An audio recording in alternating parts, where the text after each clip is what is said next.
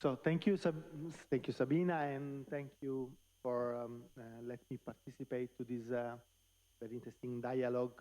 I will start with an example of cooperation on the energy sector and identifying the gaps that I really feel participating to these initiatives, and then try to widening the concept to other fields, especially the SDG 8. We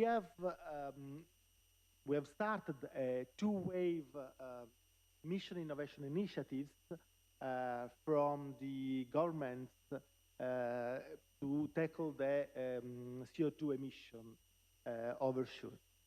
And these missions are a good field for cooperation and cover a lot of different issues. One that I participate is the Green Power Future Mission. This is actually very wide and very broad coalition of countries that is led by Italy and has a co-leadership by UK and China. And there is a significant participation of India, Brazil, and other Australia, so 5 continents are there. And is also participated by some private entities. So it's a very interesting way of understanding how can be done for the transition. In our perspective, we have launched 5 demo in 5 continents that by 2024 will try to manage a demonstration with 80% of renewable energy, either production side, but also energy system and grid side. So with the capability of working on that demo with 80% renewable energy for a few weeks at least, so with a certain significant time.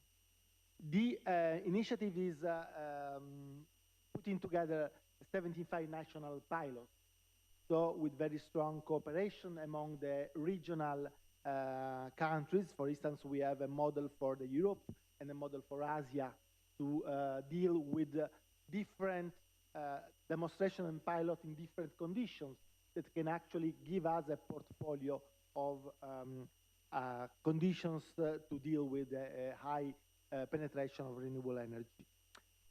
What I really think we missed a little bit, first, these pilots are mainly national pilots that are aligned one to the other.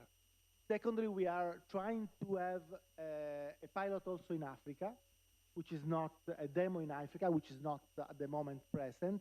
And I think we are missing it so far. So I think we need to develop also a demo in Africa to have 6 demo in 6 continents. Secondly, the initiatives are based on technological solutions. While we have seen also before by Adele that we need to have a joint action between technological and social solutions. And we are not there yet. So this is very important, especially for the transition we need to tackle. Secondly, these projects I said are mainly national, and we are establish a platform for transnational cooperation. I'm responsible for a Minister of University and Research of the Clean Energy Transition, and so we developed a flagship project too, where the country can really cooperate and make co-funded projects together for answer to innovation priorities that bring energy system ahead. But even in these conditions of transnational cooperation, there is only a technological perspective, and again, a lack of African and Southern countries.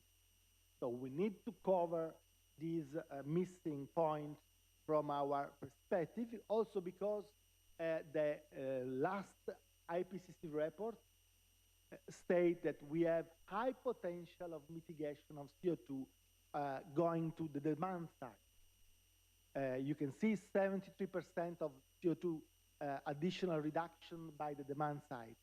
We really need a series of mission innovation initiatives on the demand side. We need to scale up the demand side initiatives, and this is mainly matter also of social sciences and perspective. Widening a little bit the concept to the SDG 8, you know all probably the donut economy of Kate Raworth, and when I look at the donut economy, I find it very inspiring, and it's also very interesting to look at the overshoot and shortfall of the donut economy principle. But I was looking if there was a three-dimensional perspective of the donut economy, linking the social foundation to the ecological ceiling. And I didn't find it. I only find a three-dimensional donut Simpson donut, but not a three-dimensional donut economy system. And it's very important to understand that the social foundation and ecological ceiling need to be linked together. And so we need to transform our model to a three-dimensional model in which torus mathematical shape of this donut have a very interesting consideration to bring. For instance, speaking about the war, we can see that a shortfall in peace, as we have seen in the Ukrainian war, leads to an overshooting in investment on fossil fuel. So the two concepts, so the shortfall and the overshoot, are strongly linked.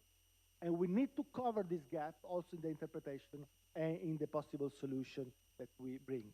Moreover, if we consider the change of the energy system from what we have seen as an energy conversion sign, the candle, Faraday in 1848 said that in the flame of a candle there is all the physics and chemistry we know, and this is true because it's very fast reaction occurring there, but of course we know also that the flame includes emission, pollutant, and CO2.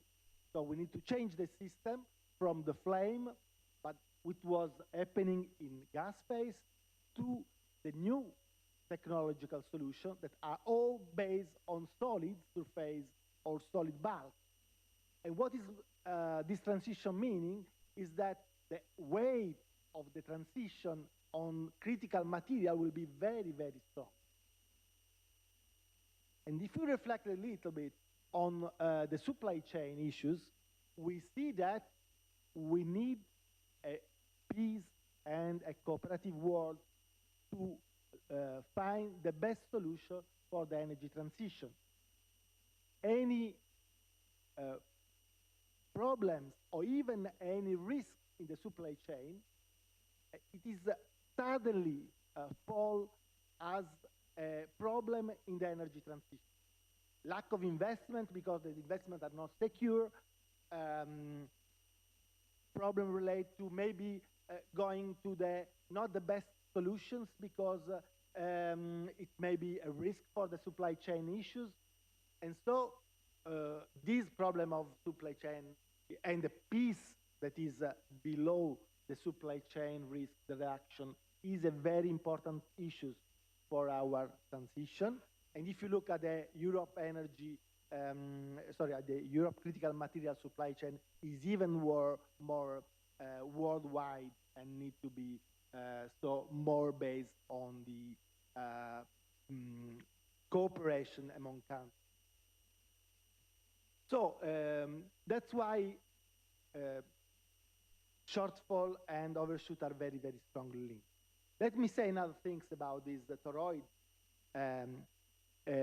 If the society and the shortfall are risk and threats for the transition, they can also be an extremely powerful solution.